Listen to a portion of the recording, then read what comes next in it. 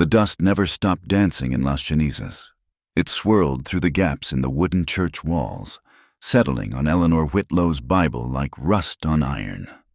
She wiped it away with practiced patience, her fingers tracing the worn leather cover that had once belonged to her mother. Eleanor, child.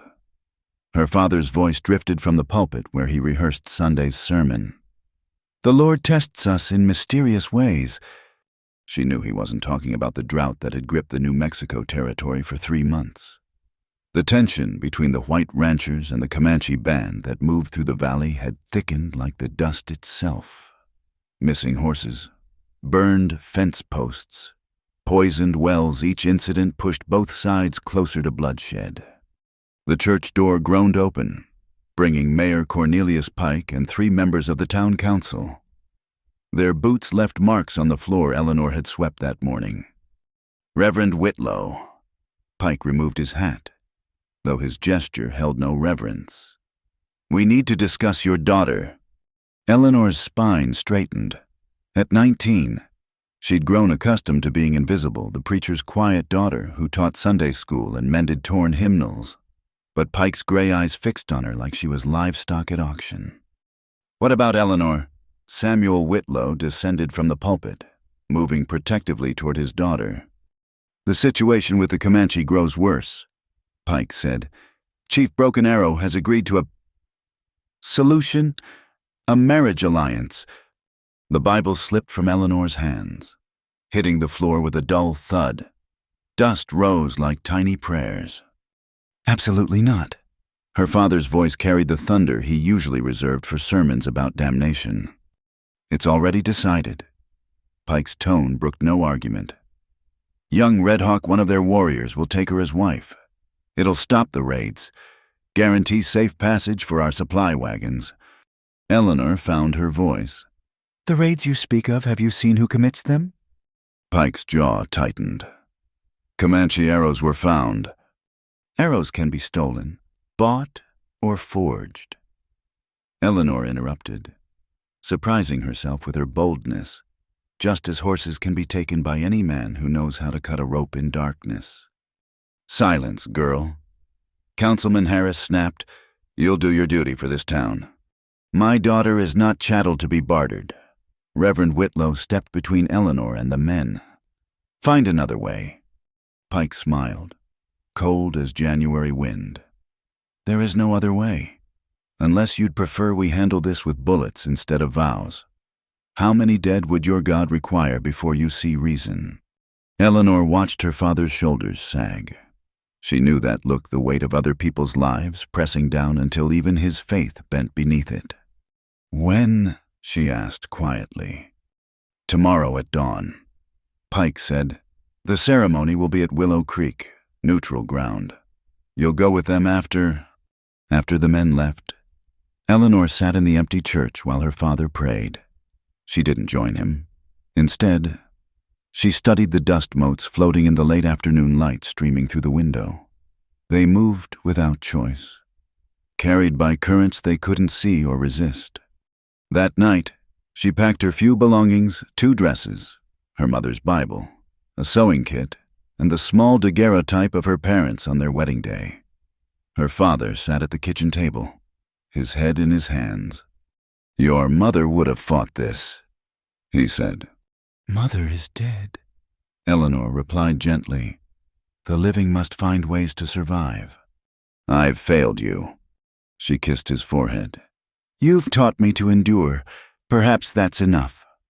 Dawn came like judgment, painting the desert in shades of blood and gold.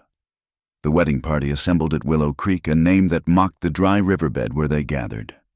The Comanche delegation waited on the far bank, 5 warriors, 3 women, and an elder who Eleanor assumed was Chief Broken Arrow. Her intended stood apart from the others. Tama Red Hawk couldn't have been older than 24, with sharp cheekbones and eyes that held storms. He wore traditional dress, but carried himself with the controlled tension of a man attending his own execution. The ceremony was brief, conducted in 3 languages: English, Comanche, and Spanish, though Eleanor understood only fragments of the latter 2. No one asked if she consented, No one asked if he did either. When it ended, Pike shook hands with Chief Broken Arrow like they'd concluded a business transaction, which Eleanor supposed they had. An elderly Comanche woman approached, her face weathered but kind. She pressed a bundle into Eleanor's hands, a blanket, intricately woven with patterns Eleanor didn't understand. "For journey," the woman said in broken English. "Cold nights ahead." Eleanor clutched the blanket, fighting tears.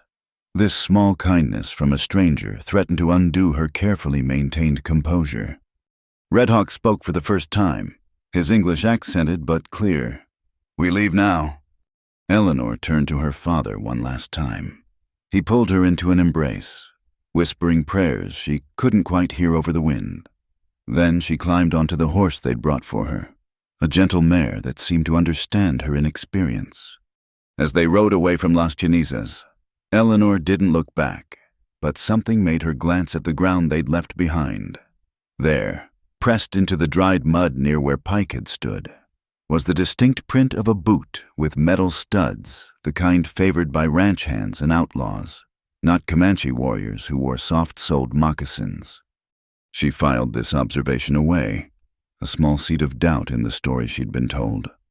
The journey to the Comanche camp took most of the day.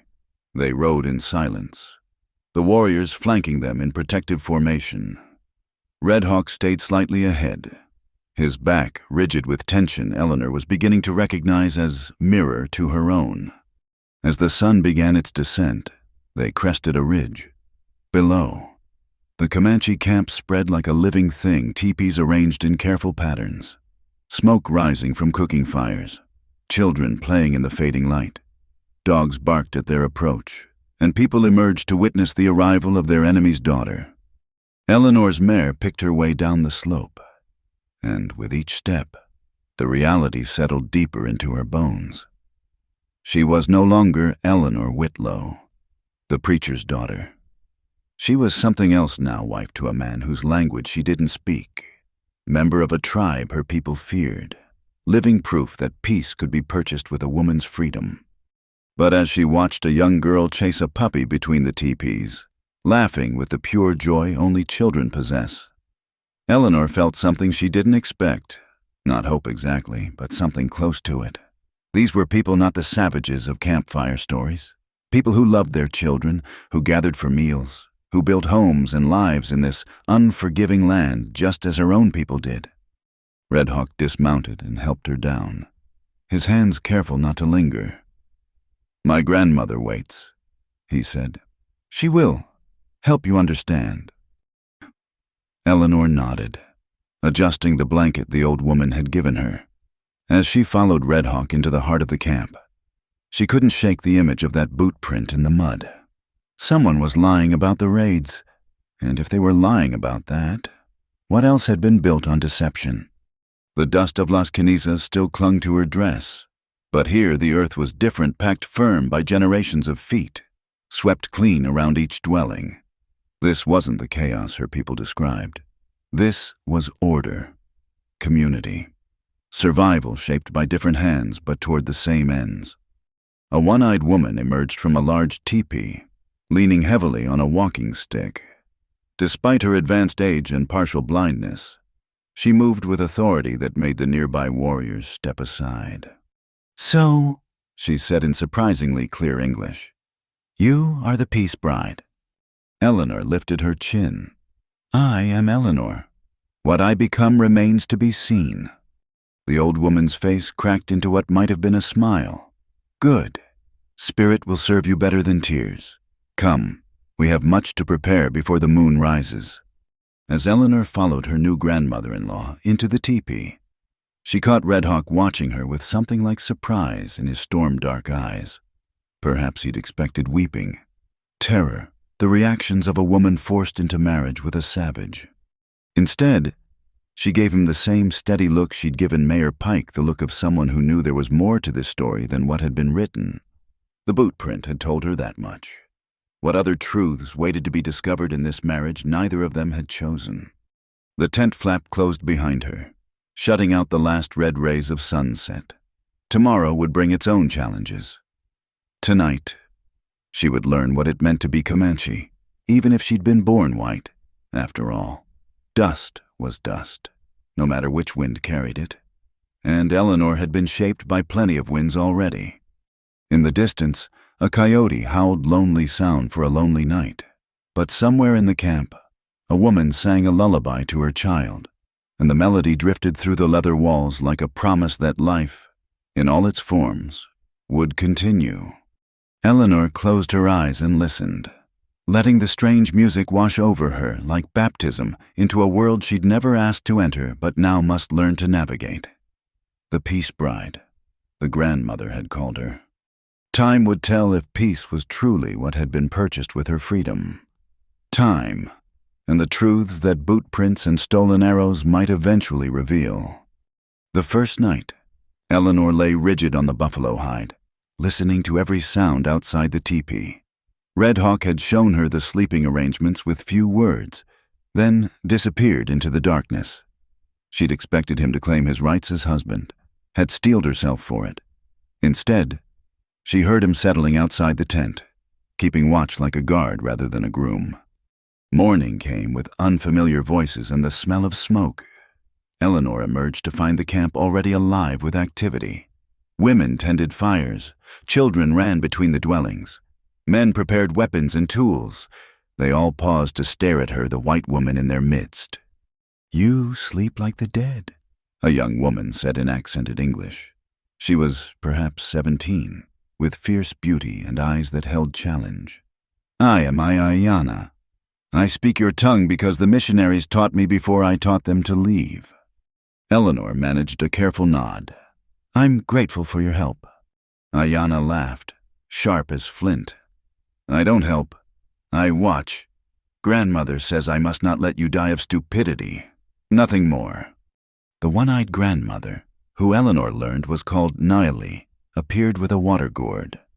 "Drink," she commanded. "Then work. Idle hands make restless spirits." The old woman led Eleanor to the fire, showing her how to tend it properly. The movements were different from her kitchen stove back home reading the wood, feeding air to the coals, knowing when to add more fuel. Naili's gnarled hands moved with practiced grace, and Eleanor tried to copy each gesture. "Why do you not weep?"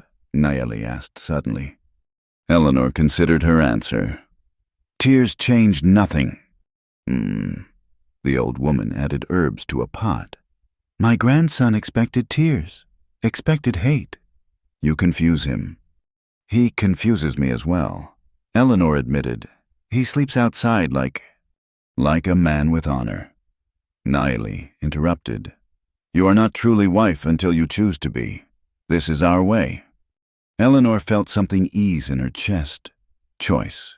Even here, she had choice. The morning passed in a blur of new tasks. Making fry bread from cornmeal and water, scraping hide with a bone tool, gathering dried grass for kindling. Her soft hands blistered quickly, but she didn't complain.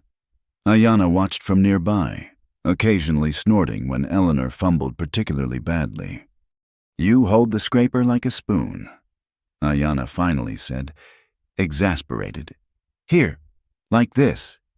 She demonstrated the proper grip and angle. Eleanor adjusted and found the work went smoother. "Thank you," Eleanor said. Ayana shrugged. "Grandmother will blame me if you ruin good hide." By midday, Eleanor's dress was soaked with sweat, her hair escaping its careful pins.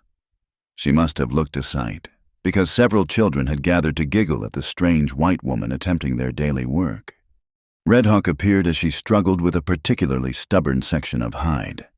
He watched for a moment, then knelt beside her. "Too much force," he said quietly. "Hide is like trust. Push too hard. It tears." He guided her hands, showing the gentle, firm strokes needed. Eleanor was acutely aware of his proximity, the warmth of his hands over hers. When she mastered the rhythm, he stepped back, something almost like approval in his eyes. "You learn," he said. "I try," Eleanor replied.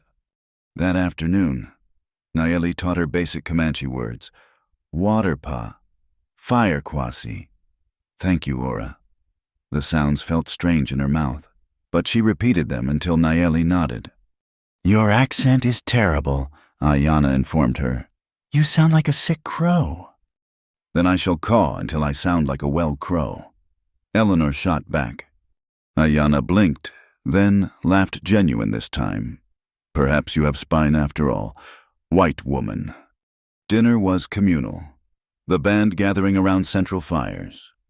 Eleanor sat with the women, aware of the careful distance others kept. The food was unfamiliar, a stew of meat and wild roots, seasoned with herbs she couldn't identify. Her stomach, accustomed to bland church meals, protested at the richness. She managed several bites before her body rebelled. Stumbling away from the fire, she barely made it to the edge of camp before emptying her stomach. Shame burned her cheeks as she wiped her mouth. She'd wanted to prove she could adapt, and here she was, sick as a child from simple food. A hand offered her a water skin. Redhawk stood beside her, his face unreadable in the twilight. Drink slow. He advised, your body must learn our food, as your hands learn our work. Eleanor sipped carefully. I'm sorry, I didn't mean— No shame in sickness, he interrupted. Only in not trying. He walked her back to their teepee, then disappeared again. But this time, Eleanor heard him settling closer to the entrance, still outside but within calling distance. As night deepened, fever took hold. Eleanor shivered despite the warm evening, her body fighting against all the changes, the food, the work, the stress of her new life. She drifted in and out of consciousness, dreaming of dust and boot prints, of her father's church and Comanche fires blending into one. Voices penetrated her delirium. Nayeli's firm instructions, Ayana's reluctant concern, and Redhawk, speaking rapid Comanche she couldn't understand but recognized as worried. Cool hands pressed cloth to her forehead. Someone lifted her head, spooning bitter liquid between her lips. The medicine tasted of earth and bark, but it eased the fire in her belly. When she finally surfaced from the fever, dawn light filtered through the teepee walls. Redhawk sat beside her, grinding herbs with a stone. He looked haggard, as if he'd been awake all night. You stayed, she said, voice rough. He glanced at her, relief flickering across his features before he schooled them back to neutrality. You are my responsibility. Is that all I am? He was quiet for a long moment. I don't know yet. Eleanor struggled to sit up. The world spun briefly, then settled. I need to get back to work. Rest, he said firmly. Sick body makes poor student. I can't have them thinking me weak. Weakness is not sickness. Weakness is giving up. He handed her a cup of tea. Drink, then rest. Tomorrow you work again. Eleanor sipped the tea, studying him over the rim. Why didn't you want this marriage? His jaw tightened. Same reason as you, choice taken away. Yet you treat me with kindness. You expect cruelty. I don't know what I expected. Redhawk set aside the grinding stone. My sister, she died in a raid 2 winters ago. White soldiers. I thought taking white wife would be revenge. Make her suffer as we suffered.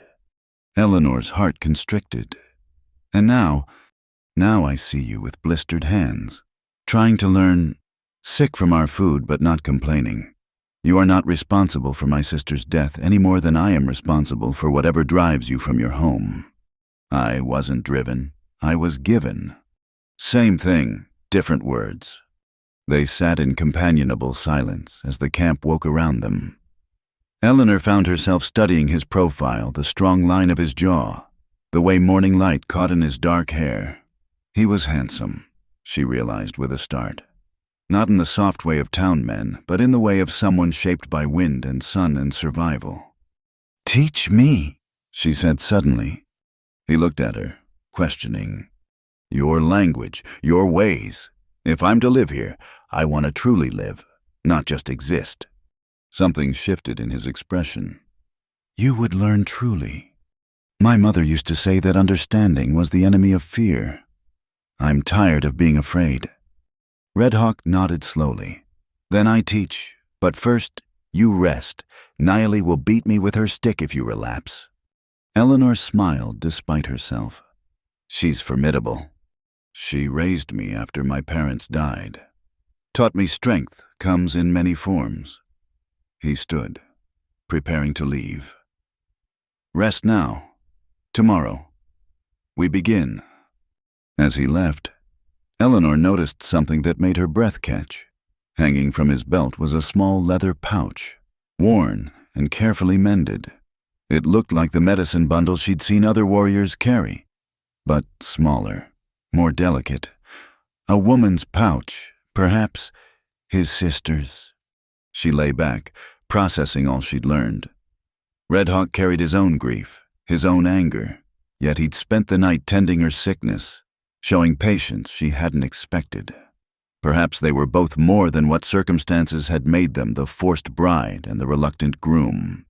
Outside, she heard him speaking with Nayeli, their words flowing like water over stones. Soon, she promised herself, she would understand those words. She would learn to make proper fry bread, to scrape hides without tearing them, to survive in this world that was now hers. But first, she would rest. And when she woke, she would continue becoming whoever Eleanor was meant to be in this place of dust and different stars.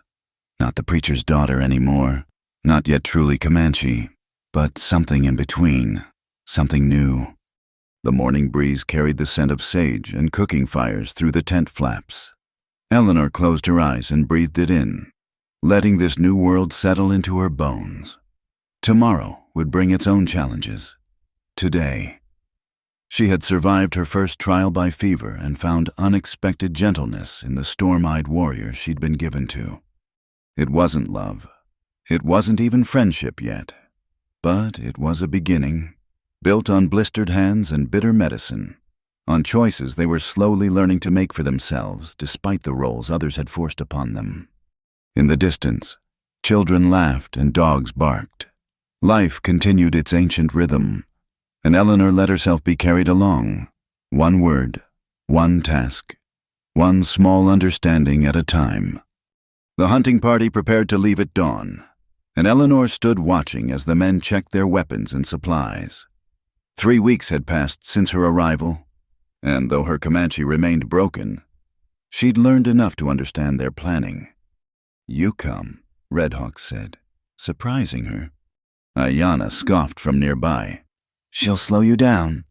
She learns to track or she remains helpless. Red Hawk replied, Which would you prefer, cousin? Eleanor quickly gathered what she thought she might need, including the water skin Nayeli had given her and dried meat wrapped in cloth. The old woman watched from her teepee entrance, nodding approval. The party consisted of 6 warriors, including Red Hawk and his cousin Nokoni, a stocky man with laugh lines around his eyes. Eleanor was the only woman, riding her gentle mare among their painted ponies. They traveled north, following game trails through scrub brush and rocky outcroppings. Red Hawk rode beside her, pointing out signs she'd never noticed bent grass where deer had passed. Scratches on tree bark from antelope rubbing their horns, the particular way dust settled when disturbed by hooves versus wind. See here. He dismounted, kneeling by a muddy spot near a dried stream bed. Buffalo, big bull, walking slow, maybe injured. Eleanor studied the track, trying to memorize its shape and depth.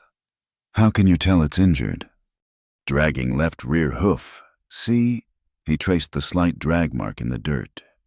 By midday, they'd located the buffalo, a massive bull with a festering wound on its hindquarter, likely from a failed hunt by another predator. The animal stood apart from a small herd, head lowered, sides heaving. Mercy to take him, Nokoni said, but dangerous. Wounded bulls are unpredictable. The hunters spread out, approaching carefully. Eleanor held back with the horses as instructed, watching their coordinated movements. Everything happened at once, the bull's sudden charge. Nokoni's horse rearing, the warrior tumbling to the ground directly in the animal's path. Without thinking, Eleanor kicked her mare forward. The gentle horse, suddenly brave, placed herself between Nokoni and the charging buffalo. Eleanor grabbed Nokoni's reaching hand, hauling with strength she didn't know she possessed. He swung up behind her just as the bull's horn scraped the mare's flank. Red Hawk's arrow flew true, piercing the buffalo's heart. The great beast stumbled, fell, and was still. For a moment, no one moved. Then Nokoni slid from behind Eleanor, checking her mare's injury, a long but shallow scrape. "Swift bird," he said in Comanche, then switched to English for her benefit. "You flew to help? Swift bird, good name for brave woman." The other warriors murmured agreement. Red Hawk approached, his face a mix of anger and something else, pride, perhaps. "Foolish," he said. "You could have been killed." "So could Nokoni," Eleanor replied, still shaking from adrenaline. "My cousin speaks truth."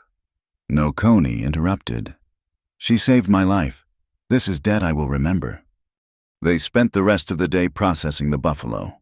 Every part used meat for eating, hide for shelters and clothing, bones for tools, sinew for thread. Eleanor helped as she could, learning to separate meat from bone, to roll the precious hide properly. As evening approached, the wind shifted, the temperature dropped dramatically, unseasonable for early autumn. Red Hawk studied the northern sky, frowning at the building clouds. "Storm comes," he announced. "Big one. We shelter tonight, return tomorrow." They quickly erected a temporary shelter in a grove of cottonwoods, using buffalo hide and branches. The storm hit just as they finished, not rain, but snow, driving sideways by fierce wind. Eleanor had never experienced a plains blizzard. The temperature plummeted until her teeth chattered despite the fire. The warriors huddled together for warmth, but maintained respectful distance from her. "You'll freeze," Red Hawk said finally. "Pride makes poor warmth." He opened his buffalo robe, indicating she should sit beside him. Eleanor hesitated, acutely aware of the other men. "I will not dishonor you," he said quietly. "Only share warmth." She moved close, letting him wrap the robe around them both. His body radiated heat like a furnace. Gradually, her shivering subsided. "Tell me of your sister," she said softly, remembering the small pouch he carried. He was quiet so long she thought he wouldn't answer. "Sula means fox, quick and clever, always laughing. 12 winters when she died." "I'm sorry." "She would have liked you," he said unexpectedly. "Brave like you. Once she faced down a mountain cat to protect children gathering berries, only had a stick. But she stood her ground." "What happened?" "I shot the cat, but she gave me time to aim." His arm tightened slightly around her. "Like you gave me time today." They sat in companionable silence, listening to the storm rage. The other warriors had settled for sleep, trusting Red Hawk to keep watch. Eleanor felt she should move away, maintain proper distance, but the warmth was too precious. "Why Swift Bird?" she asked. "Nokoni called me that." "You need Comanche name. Cannot always be white woman or wife of Red Hawk. Need your own name." "And you think I'm like a swift bird?" "Swift birds survive storms by flying through them, not around. You don't avoid difficulty, you meet it." He paused. "It suits you." Eleanor considered this. "In my world, I was just Eleanor, the quiet preacher's daughter. Same person, different eyes seeing her." His breath stirred her hair. "Which do you prefer?" "I don't know yet," she admitted. "Both. Neither. Something between." "Then be both until you choose, or choose not to choose." The simple acceptance in his words made her throat tight. When had anyone ever told her she could simply be, without fitting into prescribed roles? The storm howled through the night. Eleanor dozed fitfully, waking sometimes to find Red Hawk alert, watching the darkness beyond their small fire. Once she woke to find he'd adjusted the robe to better cover her, his movement careful not to disturb her rest. Dawn came slowly, the world transformed by white. The storm had passed but left knee-deep snow in its wake. The hunting party dug out, checking on the cached meat and preparing for the journey home. "This will be a story," Nokoni declared, grinning. "The autumn hunt when Swiftbird charged a buffalo and the sky threw winter at us." The journey back took twice as long as the trip out, horses struggling through drifts. Eleanor's mare, despite her injury, proved steady and sure-footed. Red Hawk rode close, occasionally reaching over to steady Eleanor when the mare stumbled. As they neared camp, warriors came out to meet them, alarmed by their delay. The story spread quickly: the wounded buffalo, Eleanor's rescue of Nokoni, the freak storm. By the time they reached the center of camp, it seemed everyone knew. Naili waited by their teepee, her one good eye taking in Eleanor's wind-burned face and the way Red Hawk hovered protectively nearby. "So," the old woman said, "Swiftbird returns from her first hunt." "I wasn't hunting," Eleanor protested. "I was just saving warriors and surviving blizzards." Ayana interrupted, but her usual mockery was absent. "Come, you need proper winter clothes now. That thin dress won't survive another storm." As the women led her away, Eleanor glanced back at Red Hawk. He was watching her with an expression she couldn't quite read, something warm and wondering, as if seeing her for the first time. That night, the camp celebrated the successful hunt with songs and stories. Eleanor sat with the women, understanding perhaps half of what was said but feeling included in a way she hadn't before. When Nokoni told the story of her rescue, he embellished only slightly, and the other warriors confirmed her bravery. Swiftbird, people called her, and the name felt like a gift. Later, as the celebration wound down, Red Hawk approached. "Walk with me." They strolled to the edge of camp where the snow reflected moonlight like scattered diamonds. "You were angry," Eleanor said when I rode forward. "Fear looks like anger sometimes," he admitted. "I thought, I have lost enough people." The words hung between them, heavy with meaning. "I couldn't watch him die," Eleanor said simply, "not when I could help." "I know. That's what makes you Swiftbird." He turned to face her. "You asked what you are to me. I said I didn't know. Now I begin to see." "What do you see?" "Partner. Not what they forced, but what we might choose." He pulled something from his pouch, a small carved bird, wings spread in flight. "I made this. If you accept name, accept this also." Eleanor took the carving, running her fingers over the smooth wood. "It's beautiful." "You earned your name today, not given by others, but claimed by actions."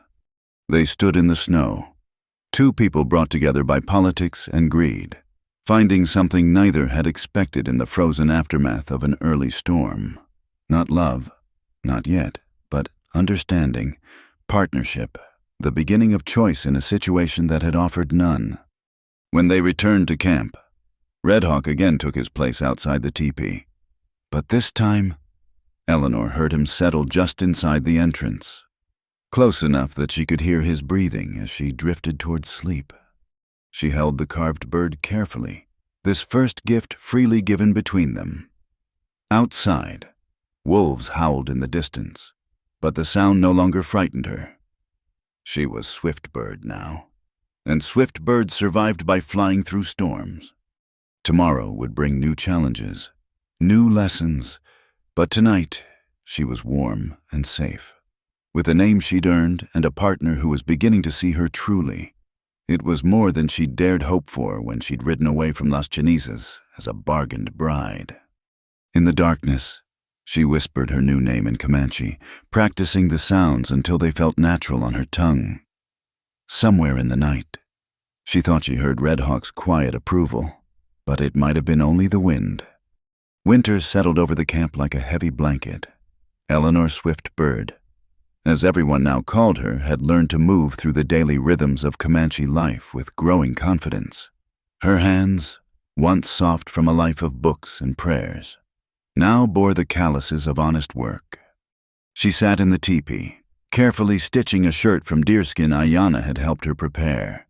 The design was simple, but the work meticulous, each hole punched with an awl. Each stitch pulled tight with sinew. It was for Red Hawk, though she hadn't told him yet. "Your stitches improve," Naili observed, her one good eye missing nothing. "But your heart is heavy today." Eleanor's hands stilled. "Today is my mother's death day. 5 years now." The old woman nodded. "Tell me of her." "She was gentle, but strong, like a willow branch that bends but doesn't break. She died of fever when I was 14. Eleanor resumed her stitching. "Father never quite recovered. He threw himself into his preaching, as if enough prayers could fill the space she left. And you?" "I tried to be her, cook like her, speak softly like her, tend the sick like her." Eleanor's voice grew quiet. "But I was never enough to ease his grief." Naili was quiet for a moment. "My daughter Red Hawk's mother died when he had seen 7 winters. Soldiers came to our winter camp. She ran to lead them away from the children." Eleanor looked up, seeing the old pain in Naili's face. "My son, her husband, died trying to save her. I raised Red Hawk and his sister Sula after that." The old woman's hands moved to her medicine bundle. "We all carry our dead. The question is, do we carry them as burden or as strength?" That evening, Red Hawk returned from checking trap lines, snow dusting his shoulders. He found Eleanor by the fire, the finished shirt folded beside her. "For you," she said simply, offering it to him. He unfolded it carefully, examining the stitches, the way she'd reinforced the shoulders where wear would be greatest. "This is fine work." Ayanna helped with the hardest parts. "But the pattern here," he traced a small design near the collar. "This is your addition, birds in flight." Eleanor felt heat rise to her cheeks. "I thought it seemed right." He removed his worn shirt and put on the new one. It fit perfectly, moving with him as he tested the stretch across his shoulders. "Now I tell you something," he said, sitting beside her. "About Sula, about why I agreed to this marriage." Eleanor set aside her sewing, giving him her full attention. 2 winters passed. Soldiers came. Said Comanche raiders stole cattle from a ranch near Fort Sumner. We were camped 50 miles away. Had been for weeks. Didn't matter. His voice was steady, but Eleanor saw the tension in his hands. "They wanted to teach us a lesson. Sula was gathering wood with other children. She ran when she saw the soldiers, and they thought she was fleeing guilt." Eleanor reached out instinctively, covering his hand with hers. "I found her by the stream, still holding the wood she'd gathered." He turned his hand to grasp hers. "When Pike came with his marriage treaty, I thought, here is chance to make a white woman suffer as Sula suffered, as I suffered." "And now?" Eleanor asked softly. "Now I see you defend Noconi from charging buffalo.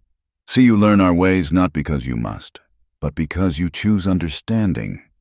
You are not the enemy I wanted you to be." "I could say the same," Eleanor admitted. "I expected cruelty, or at least indifference. Instead, you tend my sickness, teach me patience, give me a name I can be proud of." They sat in silence, hands clasped, the weight of shared losses binding them in ways the forced ceremony never could have. "I have something for you, too," Red Hawk said finally. He retrieved a small bundle from his belongings. This was Sula's. Eleanor unwrapped it carefully. Inside was a medicine pouch, smaller than the ones warriors carried, decorated with blue beads and porcupine quills. "I cannot, this is too precious," Eleanor protested. She would want someone to carry it who understands loss but chooses life, who protects others even at risk to herself. He closed her fingers around the pouch. You honor her memory by carrying it. Eleanor's eyes burned with unshed tears. Thank you. Now we trade griefs, he said. You tell me of your mother.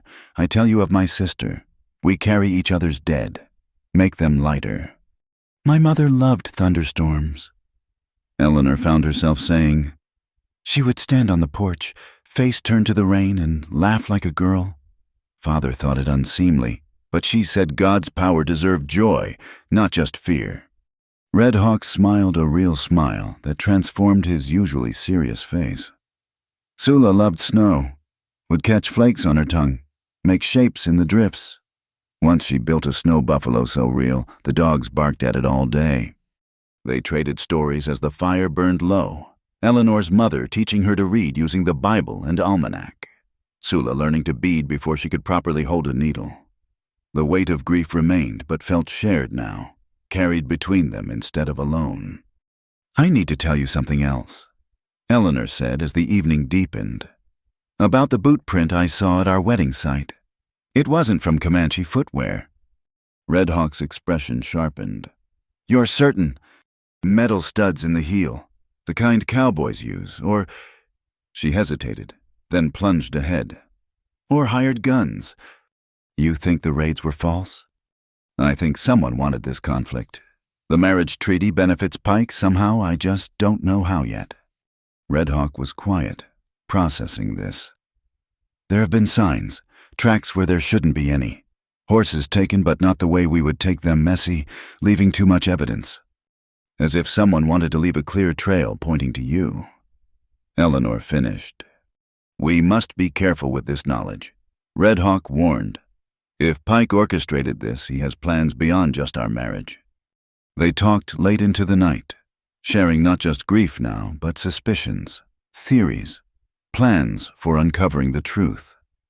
When Eleanor finally grew tired, Red Hawk rose to take his usual place. Stay, she said softly. Inside. I mean, it's cold. And we're married in truth now, even if not in the way others might expect. He hesitated. You're certain? I'm certain I trust you, that you'll honor the boundaries we set until we're both ready to change them.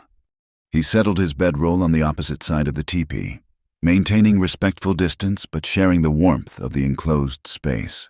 It felt like another small victory, another choice made freely between them. Swift bird, he said in the darkness. Yes. The shirt, it's the finest gift I've received, but the trust, that's worth more than all the buffalo robes in the territory. Eleanor smiled in the darkness, holding Sula's medicine pouch close. My mother used to say that love wasn't just feeling, but choosing to see, to understand, to stay when leaving would be easier. Wise woman. I think she would have liked you, would have said you have honest eyes. And Sula would have pestered you to teach her your letters, then used them to write jokes in the dirt. They laughed softly, the sound mixing with the wind outside.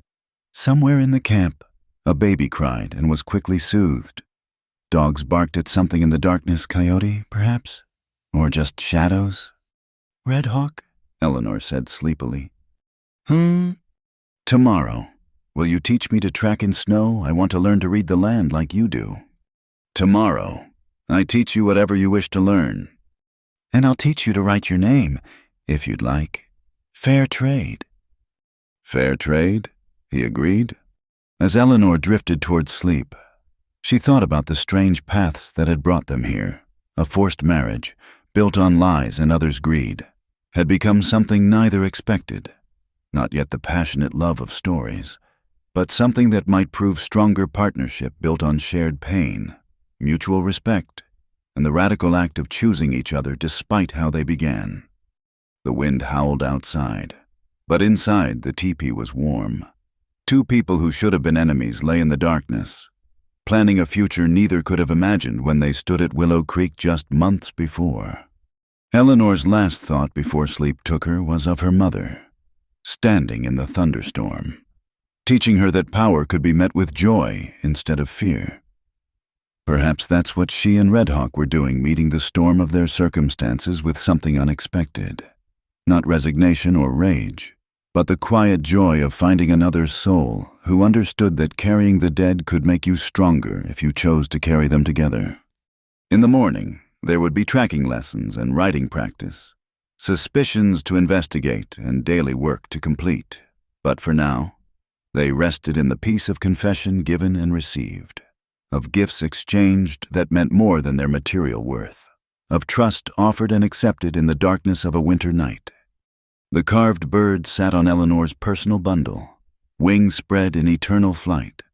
Sula's medicine pouch rested over her heart, and somewhere in the space between grief and hope, two wounded people began to heal, one careful stitch at a time. The attack came at dawn, when the camp lay vulnerable between sleep and waking. Eleanor jolted awake to screams and gunfire, the acrid smell of smoke already filling the teepee.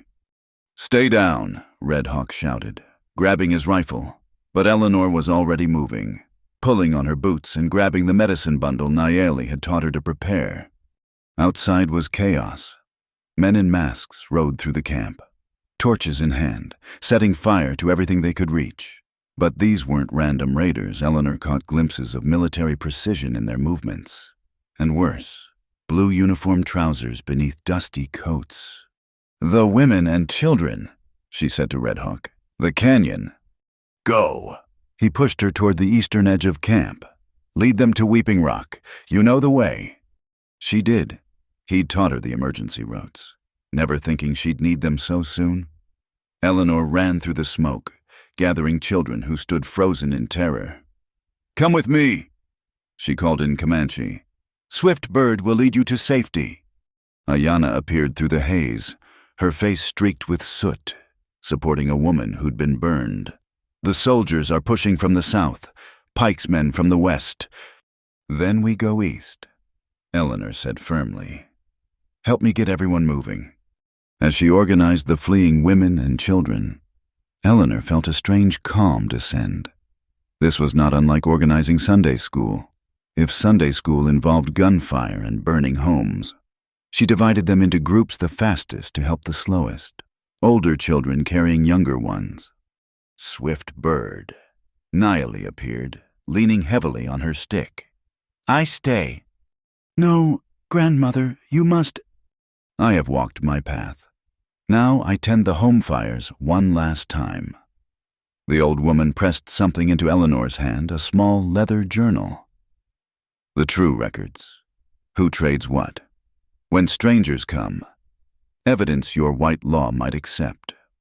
Before Eleanor could protest further, Nayeli turned back toward the burning camp with the dignity of a queen. Eleanor choked back tears. There was no time for grief. Not yet. The canyon path was treacherous in the early light, made worse by the terror of their flight. Eleanor used every tracking skill Red Hawk had taught her, finding the safest routes, reading the land for danger. Behind them, the sounds of battle grew fiercer. "Here," she told Ayana, pointing to a barely visible side path. "Take half the group up to the caves. I'll lead the others around. To split their tracking," Ayana finished. "You learn well, white woman." "Not white woman," Eleanor corrected. "Swiftbird, sister." Something shifted in Ayana's face. "Yes, sister. Be careful, Swiftbird." Eleanor led her group along the decoy trail, deliberately leaving signs, a torn piece of her skirt here, clear footprints there. Let the attackers follow her instead of the children. When she was sure the false trail was convincing, she doubled back, using creek beds and rocky ground to hide their real path to the caves. She found the others huddled in the largest cave, children whimpering with fear and cold. Eleanor organized them efficiently, the injured tended with what supplies they had, children distracted with quiet games, lookouts posted. "My baby," one young mother wept. "She won't wake properly. The smoke—" Eleanor examined the infant, remembering Nayeli's teachings about smoke sickness. She prepared a steam treatment with herbs from the medicine bundle, showing the mother how to hold the child to breathe the healing vapors. 3 days they sheltered in the caves. 3 days of rationing the little food they'd carried, melting snow for water, keeping terrified children quiet when search parties passed below. Eleanor barely slept, moving between patients, posting guards, telling stories to calm the little ones. On the second night, as she kept watch at the cave mouth, she noticed something that made her blood run cold: boot prints in the snow below, the kind with metal studs. The trackers had found them. But the prints circled, confused. The false trails had worked, bought them time. Still, Eleanor knew they couldn't stay hidden forever. She made a decision that would have terrified the preacher's daughter she'd once been. "I'm going back," she told Ayanna. "To find out what happened? To get help if any still live? That's madness. That's necessity. You're needed here. I can move quietly. And if I'm caught—" Eleanor smiled grimly. "I'm still a white woman to them. They might hesitate before shooting." She left before Ayanna could argue further, moving through the pre-dawn darkness like Red Hawk had taught her, heel to toe, testing each step, reading the wind. The journey back to camp took hours of careful movement. What she found nearly broke her. The camp smoldered, teepees reduced to blackened poles. Bodies lay where they'd fallen. Though fewer than she'd feared, many must have escaped or been taken prisoner. She moved carefully through the ruins, searching for survivors. A soft moan led her to Red Hawk, propped against a boulder, his left side soaked with blood. Captain Hayworth stood over him, pistol aimed. "Should have accepted civilization when you had the chance. Savage," Hayworth said. Eleanor didn't think. The rock was in her hand and flying before Hayworth could turn. It struck his temple, dropping him like a felled tree. She rushed to Red Hawk, hands already working to staunch the bleeding. "Stubborn woman," he breathed. "Told you, stay safe." "Stubborn man," she shot back, tearing strips from her petticoat for bandages. "Thinking you can die without my permission?" His wound was serious, but clean through the muscle, missing the vital organs. Eleanor worked with desperate efficiency, packing it with healing herbs, binding it tight, all around them. The camp still smoldered, and she could hear horses approaching. "Can you ride?" she asked. "Can try." She helped him to his feet, supporting his weight. They needed horses, weapons, some way to— "Sister." Eleanor spun to see Ayanna leading a group of warriors who'd been hunting when the attack came. Nokoni was among them, his face dark with fury at the destruction. "The women, children?" he asked. "Safe, hidden." Eleanor helped Red Hawk toward Ayanna's horse. "But we need to move them. Hayworth's men know roughly where—" A shot rang out. Hayworth, blood streaming from his head wound, had managed to raise his pistol, but his aim was off the bullet meant for Eleanor struck the rock beside her, before he could fire again. Ayanna's arrow found its mark. "Now we're truly sisters," Ayanna said quietly, bound by battle and blood saved. The next hours blurred together, moving the survivors to a secondary camp, treating wounds with inadequate supplies, counting the lost 15 dead, including Nayeli, whose body they found peacefully arranged in her teepee, having chosen her moment rather than let enemies decide it. Eleanor worked until her hands shook, suturing wounds with sinew, setting broken bones, fighting infection with traditional remedies and half-remembered medical knowledge from helping her mother tend parishioners. Red Hawk tried to help despite his injury, until she threatened to tie him down. "Rest is medicine too," she told him firmly. "Let me work." As she moved among the injured, Eleanor realized she'd crossed some invisible line. The survivors looked to her not as an outsider, but as one of their healers, their protectors. When she gave instructions, they listened. When she needed help, they provided it. "Swift bird," one elder said, grasping her bloody hands. "You brought our children through fire. You are truly Numunu now." The people what the Comanche called themselves. That night, as the emergency gave way to exhausted calm, Eleanor finally allowed herself to cry. She wept for Nayeli, for the destroyed camp, for the innocents lost. Red Hawk, despite his wounds, pulled her close. She died as she lived, he said softly, on her own terms. I have her journal, Eleanor whispered. Evidence of Pike's trading, of strangers coming before raids. She knew this might happen. Then her death will have justice. But first, we survive. Then, we plan. Eleanor pulled back to check his bandages, satisfying herself the bleeding had stopped.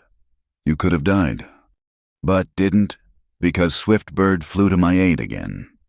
He touched her face gently. My fierce wife. The endearment, the first time he'd truly called her wife, made her heart race. I should check the others. Stay, just a moment more. His thumb traced her cheekbone. Let me look at you, remind myself we survived. She stayed, sharing warmth and comfort in the midst of devastation. Around them, the remnants of the band regrouped, tended their wounds, mourned their dead, but they lived.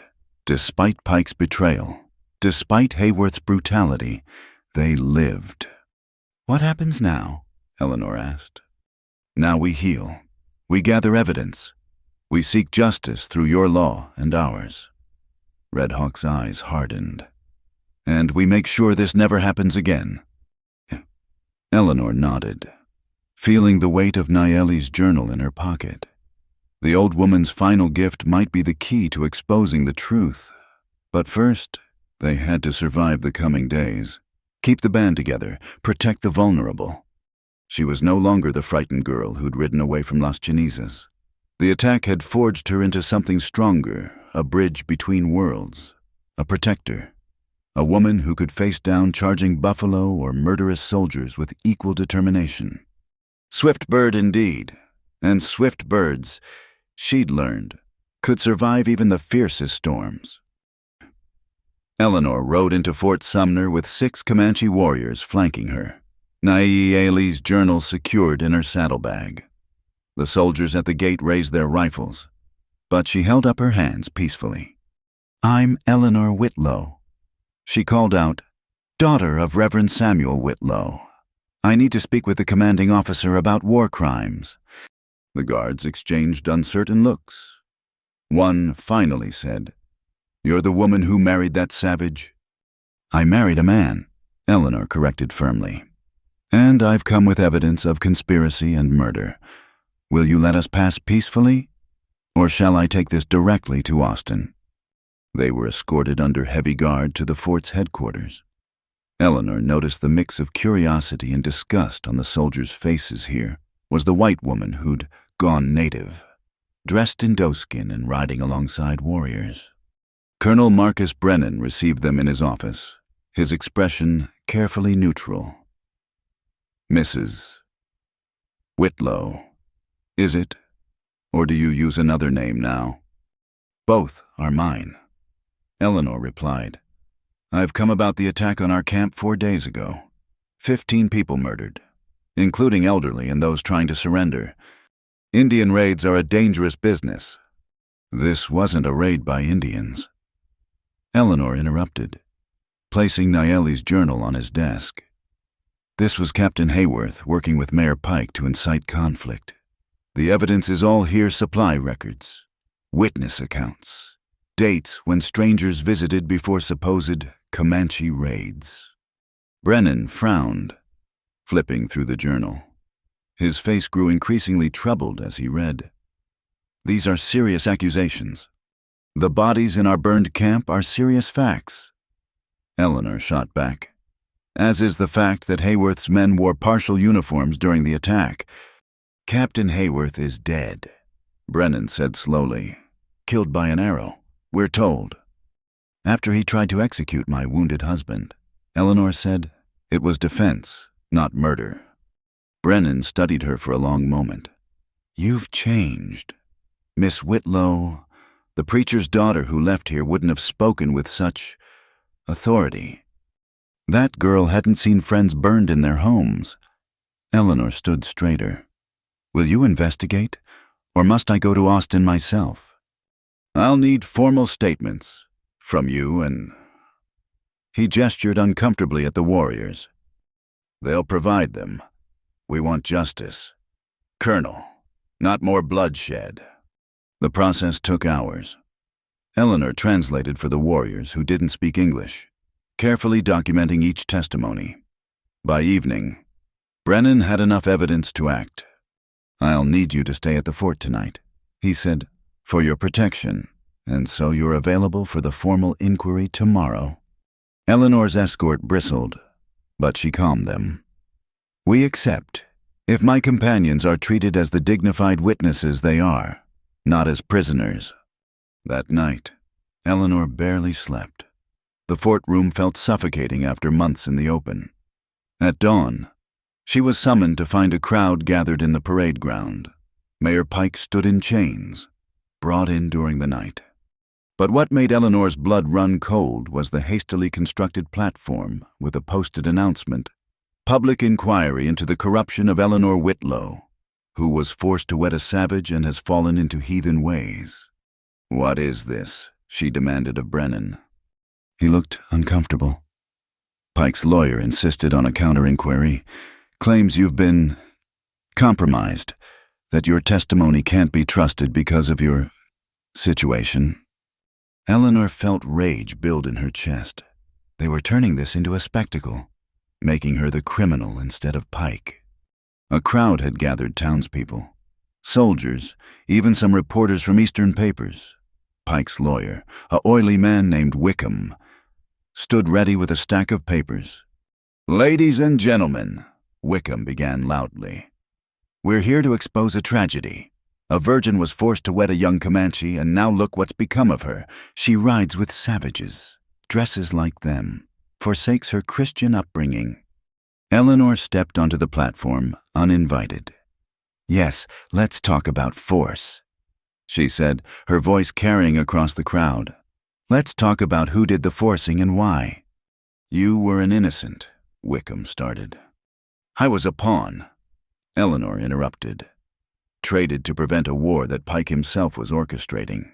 He needed conflict to justify seizing Comanche water rights. The marriage was meant to fail, to give him excuse for more violence. Lies told by a woman whose mind has been corrupted. Eleanor pulled out a piece of paper. This is a telegraph receipt from Pike's own records, seized last night, dated 2 weeks before my marriage. Should I read it aloud? Pike's face went white. You can't. Arrangements proceeding as discussed. Eleanor read clearly. The girl will serve her purpose. Once the savages inevitably mistreat her, public sentiment will support full removal. Water rights will be ours by spring. Signed, Cornelius Pike. The crowd murmured. Several reporters scribbled frantically. Furthermore, Eleanor continued, I have testimony from Private Morrison, who participated in the raids dressed as Comanche. He's agreed to testify in exchange for clemency. This is outrageous, Wickham spluttered. A white woman defending the savages who... Who what? Eleanor stepped toward him. Who treated me with more honor than my own people, who taught me strength I never knew I had, who protected me while men like Pike plotted to use my body as an excuse for theft and murder. She turned to address the crowd directly. Yes, I was forced to wed a Comanche warrior, but the forcing came from our side, not theirs. And yes, I've changed. I've learned their language, their ways. I've seen them as they truly are, people trying to survive while others plot to steal their land. And have you also embraced their heathen practices? Wickham pressed. Abandoned your Christian faith? Eleanor pulled out her mother's Bible, worn but carefully maintained. I read this every night, but I also carry this. She showed Sula's medicine pouch. Because I've learned God speaks in many languages, through many peoples. Christ himself said to love our neighbors. He didn't say only if they look and pray like us. And what of your marriage? Wickham's tone turned salacious. Do you live as man and wife with this savage? Eleanor felt heat rise to her cheeks, but kept her voice steady. I live with a man of honor who waited for me to choose him freely. as I waited for him. What happens between husband and wife is private, whether that wife is white, Comanche, or anything else. Red Hawk stepped forward from where he'd been standing with the other witnesses. His wound still pained him, but he moved with dignity. "I speak for myself," he said in clear English. "Eleanor Whitlow came to us in trade for peace. Swiftbird chose to stay for love. Which woman you see is your choice. But both are real. Both are honorable." The crowd's mood was shifting. Eleanor could feel its sympathy replacing scandal, understanding replacing prejudice. Some would never accept it, but others were listening. Colonel Brennan stepped forward. "I've heard enough. Based on the evidence presented, I'm ordering Pike's immediate transfer to Austin for trial. All illegal seizures of Comanche land and water are hereby reversed pending federal investigation." Pike exploded. "You can't do this. That woman is compromised. She's been ruined by those savages." "The only savage I see," Eleanor said quietly, "is the man who would murder innocents for water rights." That afternoon, as Pike was led away in chains, Eleanor stood with Red Hawk and their companions. The crowd had dispersed, but a few townspeople lingered. One woman, elderly and well-dressed, approached hesitantly. "I knew your mother," she said to Eleanor. "Helped her with charity work sometimes." Eleanor tensed, waiting for condemnation. "She'd be proud," the woman continued. "You stood up there with more courage than most men. Don't let anyone tell you different." After she left, others came forward. Not many, but enough offering quiet support, questioning what they'd been told about the Comanche, beginning to see through Pike's lies. "You did well," Red Hawk said as they prepared to leave. "I was terrified," Eleanor admitted. "Courage is an absence of fear. It's acting despite it." He touched her hand briefly. "Ready to go home?" "Yes," she said, realizing she meant the Comanche camp, not Las Cenizas, somewhere along the way. Home had shifted, redefined itself around people rather than place. As they rode out of Fort Sumner, Eleanor felt the weight of what had transpired. She'd been displayed like a scandal, her private life made public fodder, but she'd turned their weapon against them, used their platform to speak truth.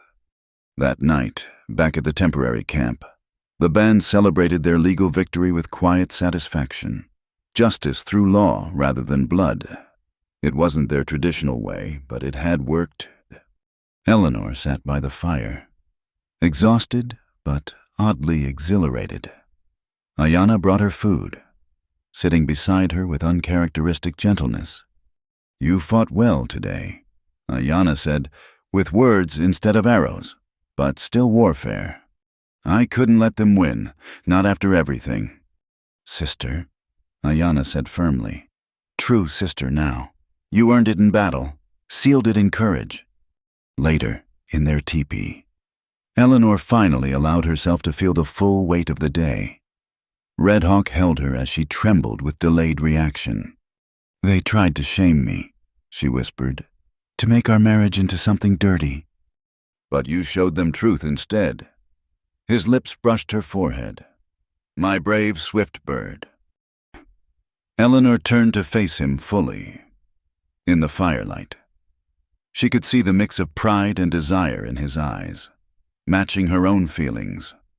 "I choose you," she said simply. "Not because of treaties or force or circumstance, because of who you are, who we are together." "And I choose you," he replied, "my wife in all ways, if you're willing."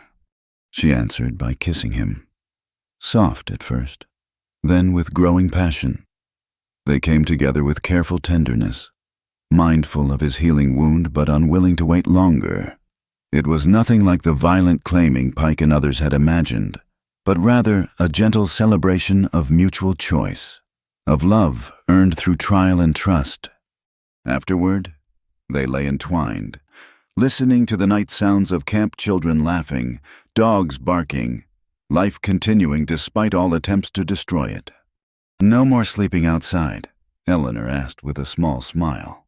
Never again, Red Hawk promised. You're stuck with me now, Swift Bird. Good, she said, settling against his chest. Because I have plans for us. Schools where children can learn both languages. Trading posts run fairly. A future where understanding replaces fear. Ambitious woman. You knew that when you chose me. He laughed softly. I knew that when you charged a buffalo. Everything else has been confirmation. Outside, drums began a victory rhythm, and voices rose in celebration. They'd won this battle through law and truth rather than violence. It wasn't over. There would be other Pikes, other Hayworths. But tonight, they'd proven that justice was possible, that bridges could be built between peoples, that a woman could stand between two worlds and make both stronger. Eleanor closed her eyes, feeling complete for the first time since leaving her father's house. She'd found her place, her purpose, her partner. The virgin who'd been forced to wed had transformed into a woman who chose her own path, and that transformation, she knew, had changed everything. The Butterfield station stood at the crossroads of change, its weathered walls hosting the most unlikely gathering in territorial history. Eleanor surveyed the assembled crowd, Comanche chiefs, white ranchers, townspeople, and Texas Rangers, all under one roof. The air crackled with tension thick enough to cut. This won't hold, muttered Henderson, a rancher whose cattle had genuinely gone missing months ago. Too much bad blood. Eleanor moved through the crowd with Red Hawk beside her, now walking without visible pain from his wound. They'd spent weeks preparing for this moment, gathering evidence, building alliances, convincing both sides that peace was possible. Ranger Captain James Walker commanded attention as he called the meeting to order. Eleanor had researched him carefully, a fair man with a reputation for actual justice rather than the frontier version that usually meant whoever shot fastest. We're here to establish a new treaty, Walker announced. One based on truth, not the lies that brought us to bloodshed. Mayor Pike sat in chains at the front, awaiting transport to Austin for trial. But Eleanor noticed his hired men scattered through the crowd, hands resting too casually near concealed weapons. First order of business, Walker continued. Water rights and grazing boundaries. Chief Broken Arrow stood, dignified despite his advanced age. We seek only what we've always had: passage to our sacred sites, access to water that has sustained us for generations. And our cattle, Henderson demanded. What about protection from raids? The raids, Eleanor interjected, standing, were orchestrated by Pike and his associates. We have documented evidence. Evidence from a woman who's forgotten her race. Someone shouted from the back. Before tensions could escalate, the windows rattled. Outside, the sky had turned an ominous yellow-brown. A sandstorm, building fast. Everyone stay calm, Walker ordered. But nature had its own agenda. The storm hit with biblical fury, sand blasting through every gap, turning day to near night. In the chaos, Eleanor heard what she'd feared: gunshots. Pike's men, Red Hawk shouted, pulling her down as a bullet whizzed overhead. The meeting dissolved into pandemonium. In the blinding sand, friend and foe became indistinguishable. Eleanor heard Walker shouting orders, trying to restore control. Through the chaos, she noticed something crucial. Pike had slipped his chains. He was making for the back door, his men covering his escape. The evidence, Eleanor realized.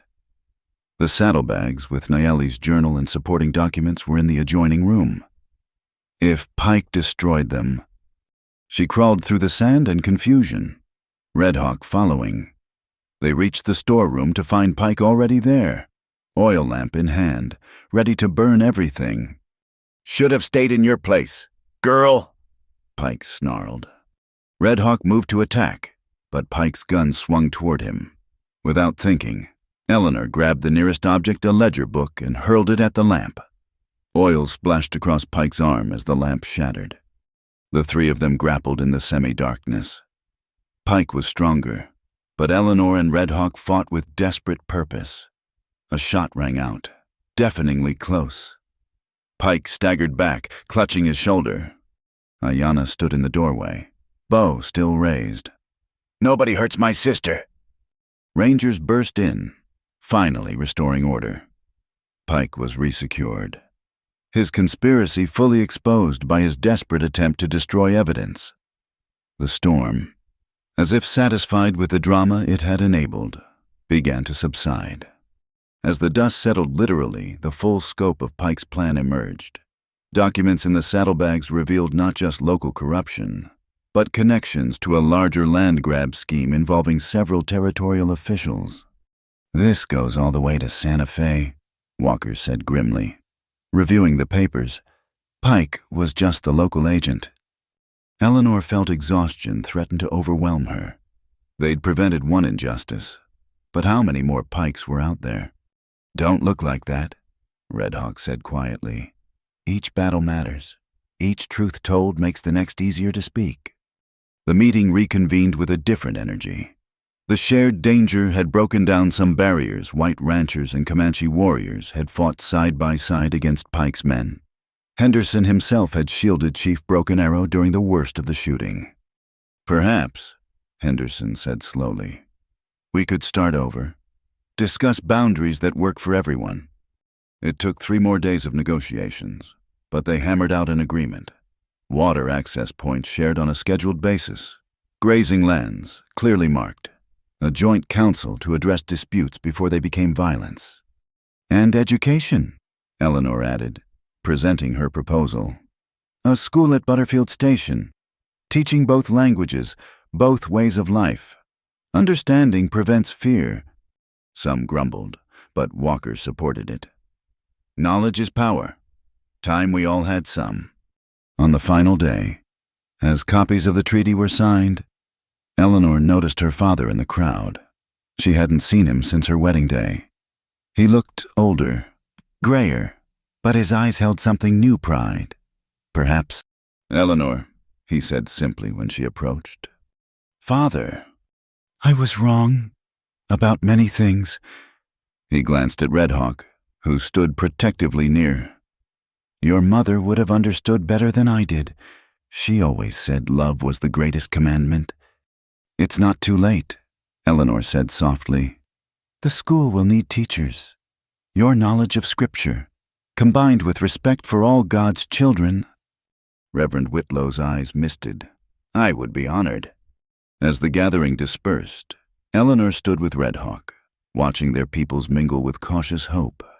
It wasn't perfect. There were still suspicious glances, whispered prejudices, but it was a beginning. "Your plan worked," Red Hawk said. "Our plan," she corrected. "None of this happens without both sides choosing peace."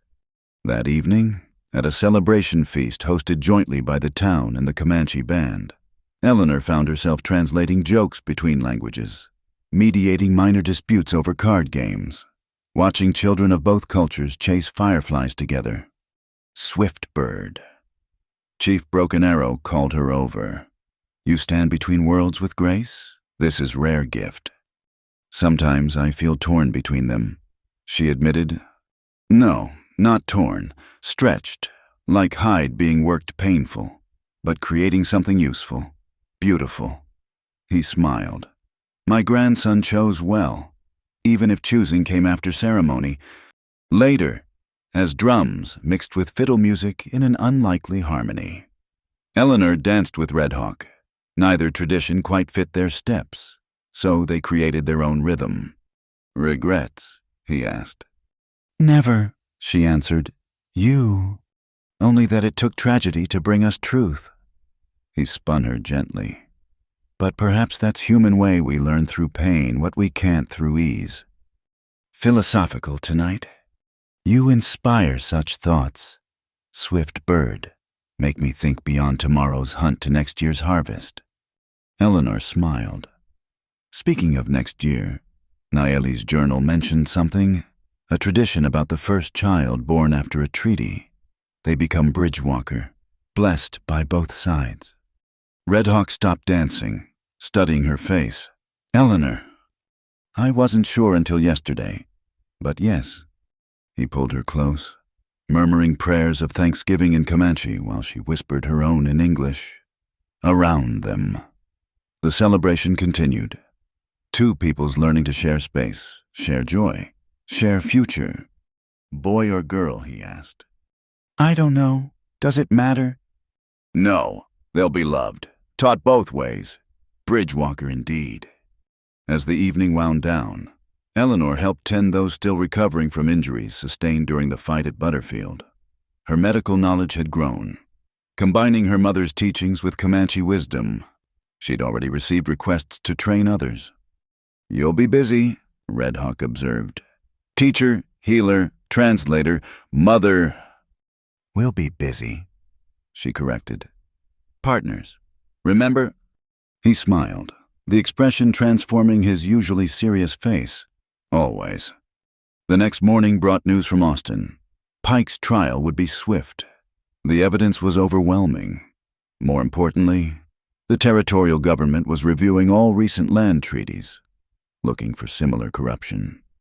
Change comes slow, Walker told them before departing. "But it comes, what you've started here. It matters." As the Rangers rode away, Eleanor stood with her chosen family, Red Hawk, Ayanna, the surviving members of their band, even her father who'd decided to stay and help build the school. "Now what?" Ayanna asked. "Now we build," Eleanor said. "One day, one lesson, one child at a time. We prove that peace isn't just absence of war, it's presence of justice, understanding, community." "Ambitious," Ayanna noted, but she smiled. "She charged a buffalo." Red Hawk reminded them, "Ambition is her nature." They laughed, the sound carrying across the desert like hope itself. The road ahead was long, fraught with challenges. There would be setbacks, those who couldn't accept change, moments of doubt. But for now, they had a treaty born from truth rather than lies, allies forged in literal fire, and the promise of new life growing within Eleanor. The forced bride had become a willing bridge, and in crossing between worlds, she'd discovered that home wasn't a place, but a people. Not a single identity, but a chosen complexity. The sun set over Butterfield Station, painting the sky in shades of possibility. Tomorrow would bring its own struggles. Tonight, they'd earned their peace. One painful truth at a time. 2 years had passed since the treaty at Butterfield Station. Eleanor stood in the doorway of the new schoolhouse, watching children recite their letters in both English and Comanche. The building smelled of fresh pine and possibility. "Mama, watch," Sarah Windsong Red Hawk, now walking steadily on chubby legs, toddled toward her, clutching a wooden horse Nokoni had carved. Eleanor scooped up her daughter, marveling at how perfectly she embodied both heritages, her father's strong features softened by her mother's coloring, eyes that held both storm and sky. "Students arriving," Red Hawk announced from outside. Baby Samuel Tatanka secure in a cradleboard on his back. Their son, barely 4 months old, gazed at the world with a solemn curiosity. The morning class was a mix white children from nearby ranches, Comanche youth from various bands, even some Mexican families who'd heard about the school where all were welcome. Eleanor taught English and arithmetic while mourning Dove, a Comanche woman with gift for patience, taught traditional skills and language. "Today we learn together," Eleanor announced, writing the words in both languages on the board her father had built. "Who remembers our story from yesterday?" Hands shot up eagerly. "Swift Bird," a tow-headed boy called out. "The one who flew through the storm." Eleanor smiled. The children had turned her life into a teaching story, though she'd tried to keep it humble. Still, if it helped them understand that courage came in many forms, perhaps it served purpose. During arithmetic, she noticed Tommy Henderson, son of the rancher who'd once feared all Comanche, helping little Fox with his numbers. The boys had become inseparable friends, their bond giving Eleanor hope for the future. Mrs. Redhawk, a new voice called from the doorway. Eleanor turned to find a well-dressed woman she didn't recognize, accompanied by a man with an official bearing. "I'm Mrs. Patricia Thornberry from the Territorial Education Committee," the woman announced. "We've heard about your experiment here." Eleanor's stomach tightened, but she kept her voice steady. "You're welcome to observe. For the next hour, Mrs. Thornberry watched with sharp eyes as Eleanor taught, as children switched effortlessly between languages, as traditional knowledge blended with conventional education. The official took notes continuously. At lunch break, served communally with parents contributing various dishes. Mrs. Thornberry approached Eleanor. "This is highly irregular," she began, and Eleanor's heart sank. "However," the woman continued, "it's also remarkably effective. Your students' test scores exceed territorial averages significantly. We believe understanding prevents fear," Eleanor explained. "When children learn together, they see each other as people, not enemies." Mrs. Thornberry studied her. "You're the one from the reports, the forced bride who became a bridge." "I prefer teacher," Eleanor said quietly. "Or healer, or simply Eleanor. The territory is considering funding for schools like yours, places where Indian children can learn necessary skills while maintaining their culture." She paused.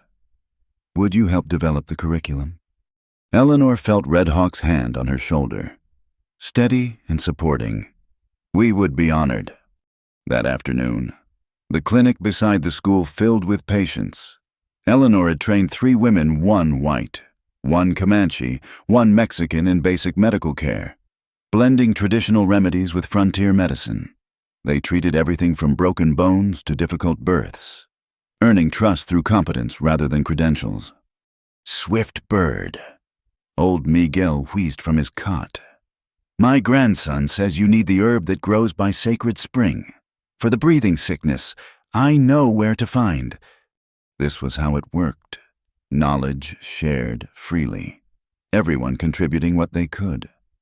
Eleanor had delivered Miguel's grandson last winter, a difficult birth that required all her skills. Now his family shared their own healing secrets. As evening approached, Eleanor walked through the mixed settlement that had grown around Butterfield Station. Adobe houses stood beside traditional teepees. Gardens blended Comanche corn with European vegetables. At the trading post, Ayanna managed accounts in 3 languages while her husband Joseph, a former soldier who'd stayed after falling in love, handled inventory. "Letter for you," Ayanna called out. "From Austin." Eleanor read quickly, then reread in disbelief.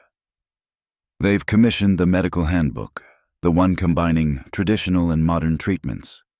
Your mother would be proud," Reverend Whitlow said, approaching with his usual evening coffee. He'd adapted to their new life with surprising grace, his sermons now emphasizing common ground between faiths rather than differences. She always said healing was God's work, regardless of the hands doing it. Eleanor agreed. That evening, as rain began to fall, the drought finally breaking after 2 hard years, the community gathered for their monthly council. Problems were aired and solutions discussed with representatives from all groups having voice. "Water dispute at Miller Creek," Henderson reported. But the young folks worked it out using the sharing schedule Sarah Winsong suggested. Eleanor smiled. Her daughter, at barely 2, had solved the problem by pointing at the creek and declaring, "Take turns," in both languages. Sometimes wisdom came from babes. "Any other business?" Chief Broken Arrow asked, his age showing but his mind still sharp. "Yes?" A traveling merchant stood nervously. "I've heard things in Santa Fe. There's talk of new policies, forcing Indian children into boarding schools far from families." The room erupted in concern. Eleanor felt ice in her veins. They'd built this careful peace, and now external forces threatened it again. "We'll fight it," she said firmly. With law, with letters, with proof that our way works better. Commissioner Thornberry saw it herself today. And if law fails, someone asked. Red Hawk stood. Then we protect our own, as we always have. But first, we try Eleanor's way. Words before arrows. The meeting continued late. Plans forming, alliances strengthening. When it ended, Eleanor walked home through the rain with her family. Samuel fussed in his cradleboard until Sarah sang to him a Comanche lullaby Eleanor had taught her, learned from Nayeli before her passing. Tired, Red Hawk asked, noting Eleanor's quiet mood. Thinking about circles, she said, how we fight the same battles in different forms. Pike's gone, but his ideas persist. Then we persist harder. He shifted Samuel to one arm, wrapping the other around Eleanor. Look what we've built in 2 years. Imagine 20. Inside their home, a blend of both cultures with solid walls and traditional decorations, Eleanor helped prepare the children for bed. Sarah insisted on her nightly story, the one about the swift bird and the red hawk who learned to fly together. And they lived happy? Sarah asked sleepily, though she knew the answer. They lived truly, Eleanor corrected gently. Which is better than happy. They faced storms together and found strength in choosing each other every day. After the children slept, Eleanor and Red Hawk sat by their fire, planning responses to this new threat. But they also talked of simpler things, the garden that needed planting, Sarah's quick mastery of letters, Samuel's first smile that morning. Do you ever regret, Red Hawk asked suddenly, the life you might have had? Eleanor considered. What life, married to some shopkeeper in Las Cenizas, teaching Sunday school until I dried up like tumbleweed? She shook her head. I was given to you in anger and greed, but what grew from that ugly seed? Beauty from ashes, he murmured, using one of her father's favorite phrases. More than beauty, purpose, family, home. She touched his face. I would ride through that storm 1,000 times to reach this place. A knock interrupted them. Young Billy Morrison, son of the private who testified against Pike, stood at the door, soaking wet. Ma's baby's coming wrong, he gasped. She needs you. Eleanor grabbed her medical bag. Red Hawk readying horses. This too was their life, called out in storms to help, trusted by people who once would have shunned them. Hours later, after a difficult but successful delivery, Eleanor emerged from the Morrison cabin to find dawn breaking clear. The storm had passed, leaving the world washed clean. Red Hawk waited with the horses, Sarah somehow awake and bundled in his arms despite the early hour. She insisted on coming, said baby brother needed to learn. Eleanor laughed, exhaustion and joy mingling. This was her life, complicated, challenging, never quite fitting into simple categories. White woman, Comanche wife, mother, teacher, healer, bridge between worlds that still struggled to meet peacefully. As they rode home through the morning light, Sarah chattering about the puddles and rabbits, Eleanor thought about the stories children would tell in years to come. Not the scandalous tale of a virgin forced to wed a savage, but something truer, how two people chose each other despite impossible beginnings, how communities could grow from conflict, how understanding could bloom in the most unlikely soil. What are you thinking? Red Hawk asked. That I need to write Commissioner Thornberry immediately, and contact the newspaper in Austin. If they want to force our children into their schools, we'll show them why our way works better. My warrior wife, he said with pride. Still charging buffalo, just with different weapons now. Someone has to, Eleanor replied, for Sarah and Samuel, for all the children who deserve to know both their names. The sun climbed higher, warming the rain-washed earth. Butterfield Station spread before them, imperfect but thriving, a community that proved daily that peace was possible when people chose courage over fear, understanding over ignorance. Their story was far from over.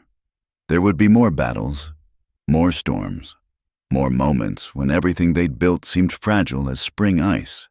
But there would also be more children learning together, more families bridging differences, more proof that love could grow from the rockiest ground. Eleanor Swiftbird to Red Hawk rode toward home with her family, ready for whatever came next. After all, Swiftbirds had learned to fly through storms, and she discovered that home wasn't a place you were from, but a place you chose to build, one careful choice at a time. The future stretched ahead, uncertain but full of possibility. And that, Eleanor thought as Sarah's laughter echoed across the desert, was its own kind of happily ever after, not an ending, but a continuous choosing, a daily decision to build bridges rather than walls, to face the storm together rather than apart. In the distance, drums mixed with church bells, calling the community to a new day. And Eleanor smiled, knowing she was exactly where she belonged. Thank you so much for listening to this story. I'd love to know where in the world you're enjoying these tales of the Wild West. Please share in the comments below so we can connect and discuss your thoughts about Eleanor and Red Hawk's journey. If you enjoyed this story, please subscribe to Wild West Night, give this video a thumbs up, and hit that hype button to help more people discover these authentic frontier tales. Your support helps bring more of these stories to life.